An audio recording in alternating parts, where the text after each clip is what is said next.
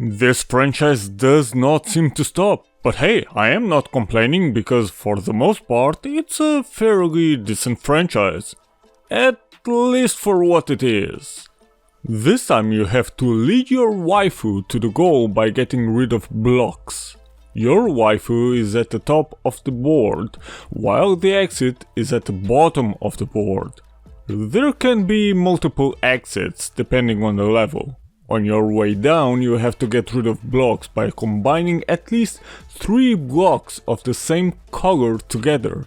However, you just cannot click on the block and swap it with some other block. That would be way too easy. Here you have to get rid of the blocks, but the only help you get is by sliding the board itself left or right.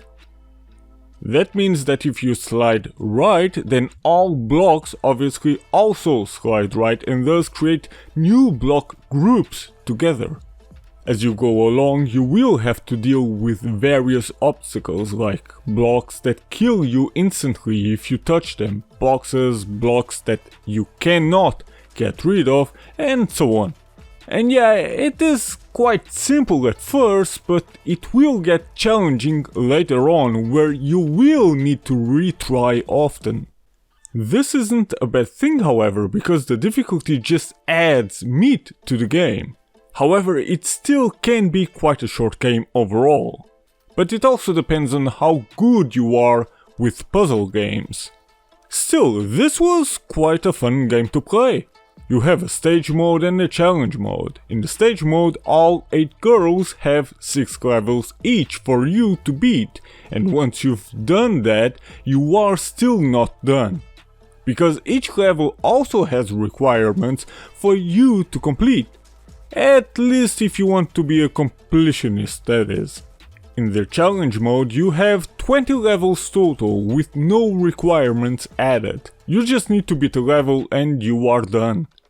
Of course the game needed a dressing room as well, and this time we can unlock 2 costumes for each girl, like it should be in every game of the franchise. Still, it could have used a few more costumes.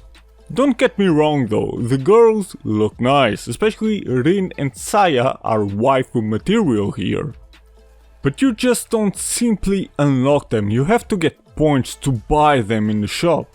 You get those points by completing as many extra requirements you can in the stage mode, so keep your eye on what you have to do. Alongside costumes you also can unlock a few backgrounds as well, mostly for the diorama mode. And well, this was the game, and honestly I would say that this is one of the better Pretty Girls games out there. If you like puzzle games like these, then this game might be for you. And who doesn't like watching nicely drawn chicks? Well, I do. I hope someday the developers create a bigger and longer game with a few more girls and certainly a few more costumes.